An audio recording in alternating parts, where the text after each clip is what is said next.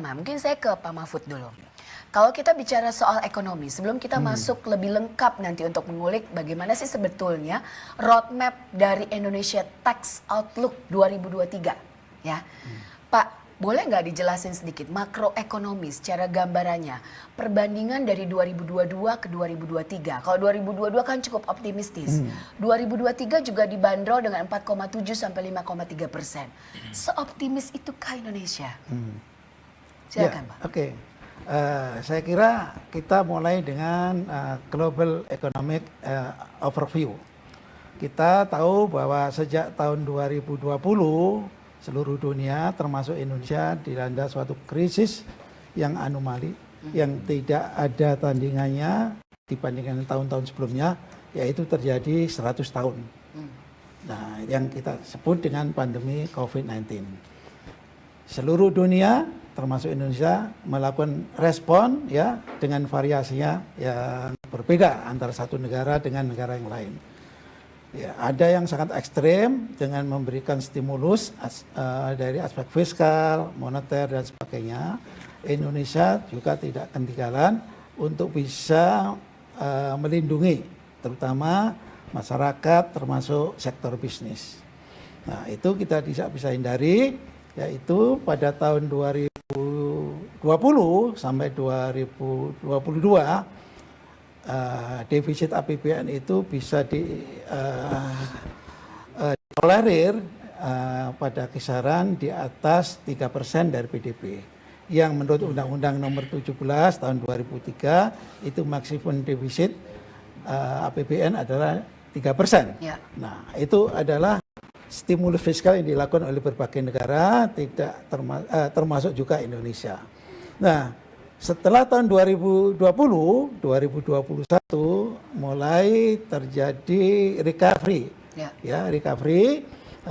Tentunya Indonesia juga mengalami berbagai kebijakan, tetap juga ada stimulus fiskal, tetap protek sektor yang perlu didukung, tapi mulai juga melakukan pembenahan-pembenahan khususnya di bidang kebijakan perpajakan salah satunya, yaitu dengan terbitnya Undang-Undang Nomor 7 tentang harmonisasi peraturan perpajakan, yaitu tahun 2021. Nah, tentunya rentetan sebelumnya ada Undang-Undang Cipta Kerja dan sebagainya. Ini menunjukkan betapa Indonesia melakukan fundamental structural and tax reform, ya, struktur reform and diikuti dengan tax reform.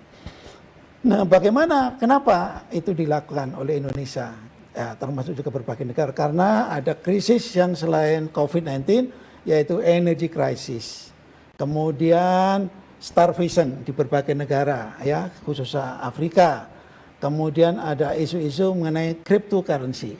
Ada isu mengenai risk asset karena adanya pandemi, inflation yang meroket, ya, natural disaster, ya, termasuk juga commodity price, ya, kemudian juga adanya disruption mengenai supply, ya, berbagai komoditis termasuk pangan, diperparah dengan adanya perang antara Rusia dan Ukraine, ya, itu sudah komplit lah, apa yang dihadapi oleh berbagai negara.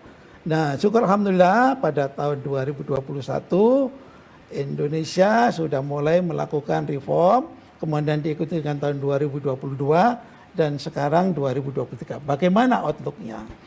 Nah, berbagai pihak ada yang masih pesimistik, tapi untuk Indonesia bersyukur, ya, ditunjang dengan commodity price yang bagus, ya, sehingga itu menolong APBN kita.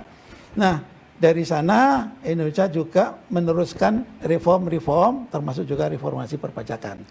Nah, dari situlah kami, ya, memperkirakan bahwa Indonesia dengan tantangan-tantangan yang tidak kecil tapi tetap promising.